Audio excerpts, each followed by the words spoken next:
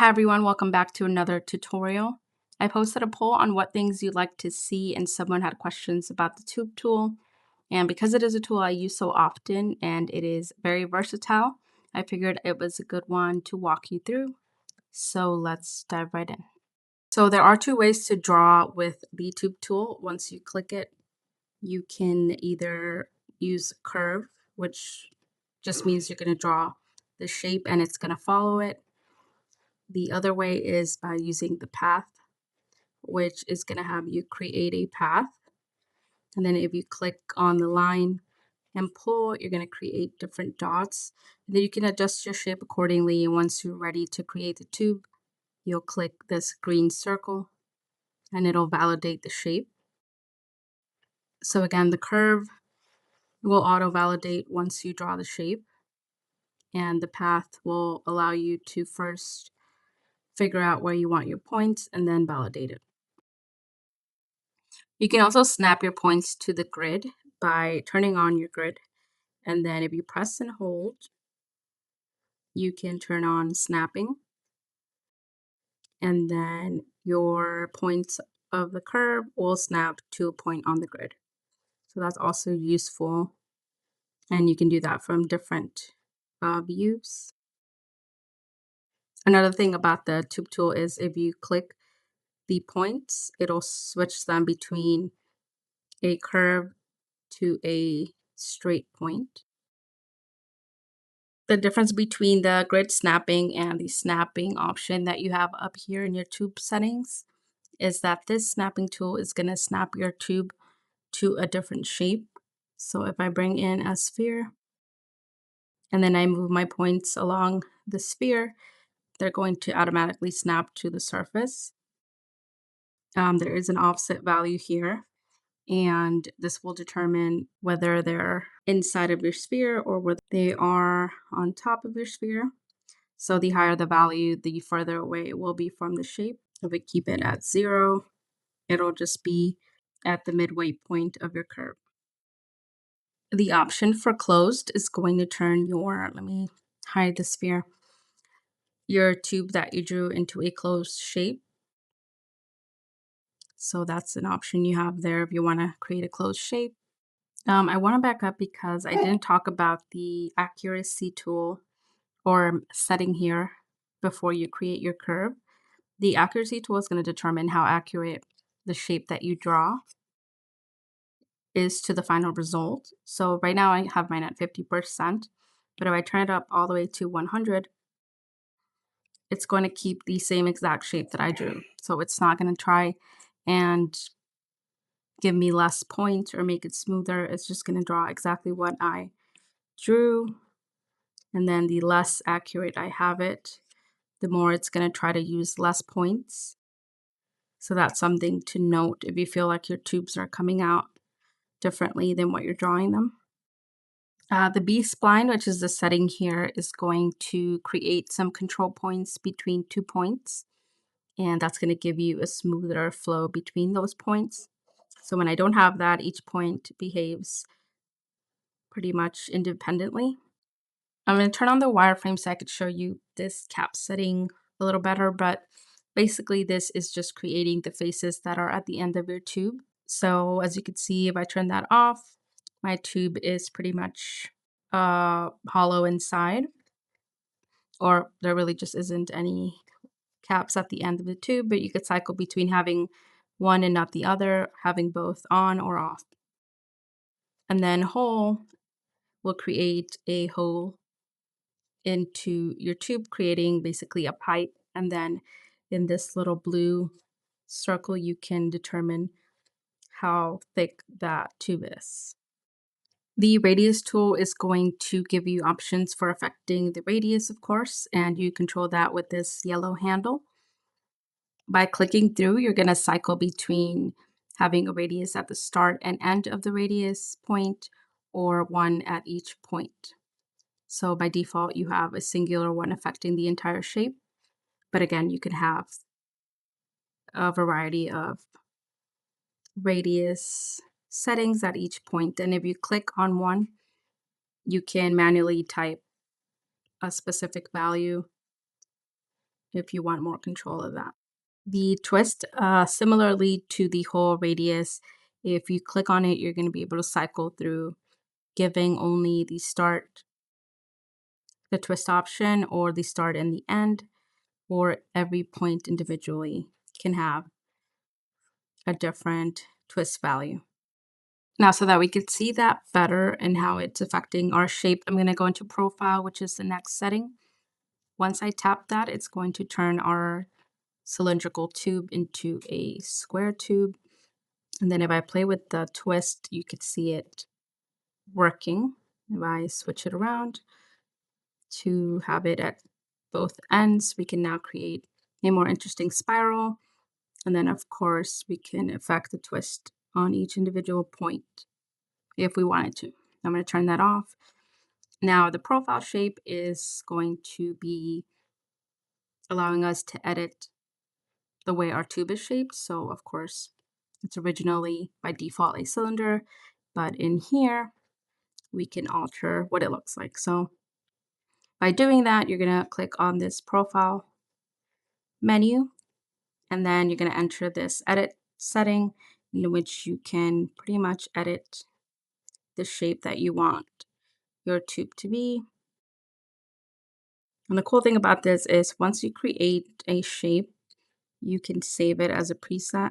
And I'll show you that in a minute. Let me just move these points. So as I move the points, you're going to see that the cap or the end of the tube is what's changing. And that's creating the profile basically of our tube. So once you do that, you can hit preset and then click on new, and it's going to save that as a preset. So I have a couple already saved here, and you can see that's a really cool setting. And then if you want to be able to edit or preview this on the shape itself, you're going to want to make sure that show in viewport is turned on, because that'll allow you to edit the profile directly in the viewport, which is pretty handy. And so you could use this to create some really interesting shapes.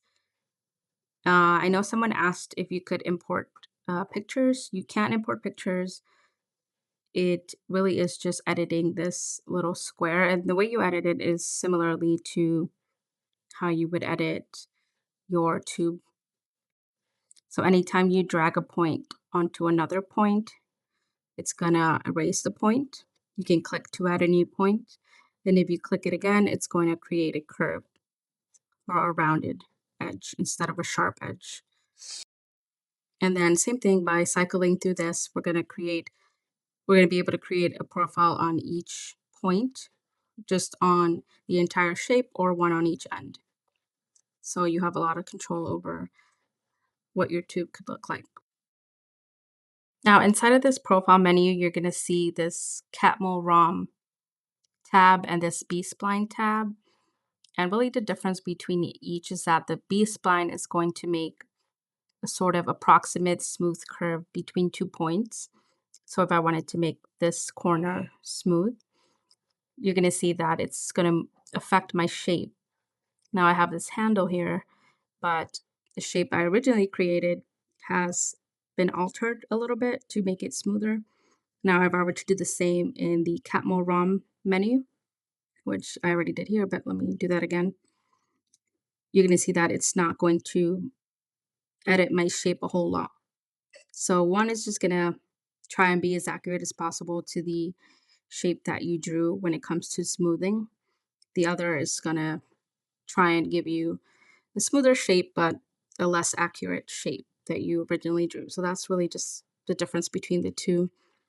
Nothing really crazy. And then again, this is your preset menu. Every time you draw something, if you want to save it, you can hit new and it's going to add it here. You can also press and hold, I believe, right? But if I press and hold, I can delete. Next to the profile, you have the spiral tool, and that's going to basically do that. It's going to give your tube a spiral.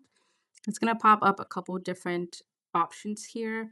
The twist angle is going to be what's going to give you that spiral. The offset will determine the tightness of those spirals. And then your scale is going to make the shape either, of course, larger or smaller. And then the offset, the angle offset here is going to determine where your spiral starts and ends. If you look at the ends there, and then once again, the offset will make them tighter, looser. This will make it almost like the radius bigger. And then we can add more spiral. So that's a pretty cool setting. At the end here, we have our divisions, and these are specifically affecting our axis, but we can click that. Sorry, no, we can click the little setting next to it, which is the constant density, and that's going to give us the y value as well. So you can have a different value on your y than your x. So that's pretty cool. And then if you click the three dots here, you're going to have more settings on the subdivision levels of that tube. So here at the very top, you have your post subdivisions, and boosting that up is just going to average all your points to create smoother possible angles on your shape. And then underneath that, you have linear, which it's going to basically create a division in between your two existing faces. So it's going to try to keep any sharp edges that you have. Down here, you have your topology, which is the same menu as these options up here, the X and Y. Down here, you have your curve repeater, which it's basically going to turn your tube into a curve repeater. So the curve repeater also exists in this add repeater menu. But since you've already drawn a curve, it gives you the option to turn that into a curve repeater. And to see that work, you do have to insert a different shape. So let's throw a box in here. I'm going to make it smaller. I don't think I added two boxes. So we're going to make that smaller so it's easier to see. And then in the array, I'm going to up the count. And I think it, oh wait, let me turn spiral off. Basically, it's going to use our tube as reference to repeat these cubes. So it's going to want to make our cubes repeat along this curve. And then at the very bottom, you have a box cap relax. And really all this is doing is relaxing the mesh that's at the end of your caps. Doing exactly that is just sort of affecting the ends of your tube. So you have a little bit more control over those caps and their topology. And that is the entire settings for your tube tool. Once you're satisfied with the shape you create, you can go ahead and hit validate, which is this green check mark, and that's going to turn your tube into a mesh, meaning you can no longer edit that. So only validate once you're ready, but you can always undo that and then create your edits. But that is the entirety of the tube tool explained. If I missed anything or you still have questions on something, let me know. Or you have any other questions on Nomad Sculpt, I'll do my best to answer those. But thank you so much for watching, and I'll see you on the next video.